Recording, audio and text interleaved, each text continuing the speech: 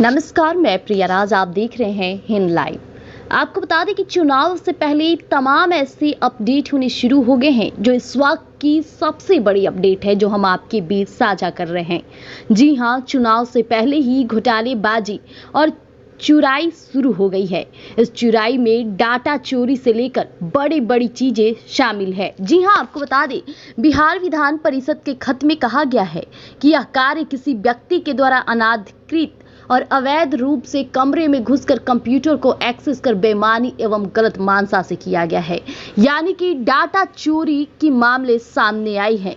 जो हम आपको अपडेट बता रहे हैं, इसमें कई लोगों के नाम भी शामिल है और बिहार विधानसभा चुनाव से पहले इस तरह की चीजें अवैध रूप से होना कई बड़ी बातों को समझ सकता है। क्या इसके पीछे किसी राजनीतिज्ञ का हाथ है या फिर कोई ऐसे लोग हैं जो बिहार विधान परिषद के चुनाव में अभी से ही गोपनीय तौर पर चोरी करने की रणनीति बना रही है?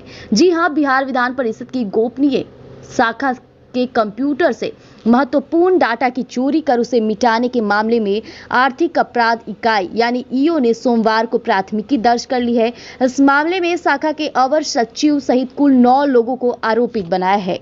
बीएनएस एवं आईटी एक्ट की धारा में आरोपियों पर प्राथमिकी दर्ज कराई गई है।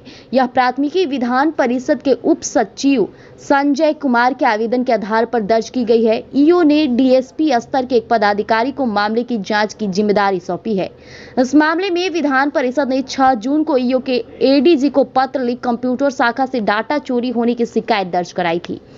अक्सर विधान परिषद के पत्र में लिखा यह भी गया है कि 6 जून की दोपहर प्रतिवेदक रवि शेखर ने विधान परिषद के विस्तारित भवन की गोपनीय शाखा कमरा संख्या 24 के कंप्यूटर को खोला और खोलने पर पता चला कि कंप्यूटर के सारे महत्वपूर्ण और गोपनीय डाटा की चोरी कर मिटा दिया गया है।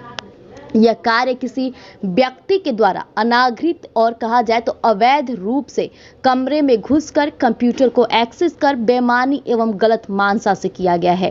हालांकि विधान परिषद ने गायब हुए डाटा का विषय नहीं बताया है, लेकिन सूत्रों के मुताबिक इसे बहाली प्रक्रिया से जोड़कर दिखाया जा रहा है। यानी कि अभी चुनाव शुरू भी नहीं हुआ और घोटालेबाजी अभी से शुरू हो गई। लेकिन जिस तरह से ये मामला खुलकर सामने आया है, इससे साफ प्रतीत हो रहा है कि कोई कहीं न कहीं का व्यक्ति है जिसे कंप्यूटर का नॉलेज है, कमरे का ज्ञान है और डाटा किस फाइल में सेव है उस चीज का भी उसे ज्ञान है। और गोपनीय तरीके से डाटा की चोरी कर मिटा देना यह भी कोई साधारण कार्य नहीं है। ऐसे में कहा जाए तो टीम पूरी तरह से सक्रिय हो गई है। हर एक रूम की जांच की जा रही है, सीसीटीवी खंगाली जा रही है। आखिरकार कौन है वह शख्स जो चोरी कर इस मामले को इतनी बड़ी लंबी गोपनीय तरीके से डाटा की चोरी की है? अब ईओ ने जो जानकारी दी है, प्राथमिकी दर्ज की है, इस पर कब लगाम लगती है और देखना होगा कि इसमें किसका नाम सामने आता है। तो हमारे साथ बने रहिएगा हिंद लाइव पर। हम आपको अपडेट यूं ही साझा करते रहेंगे। धन्यवाद।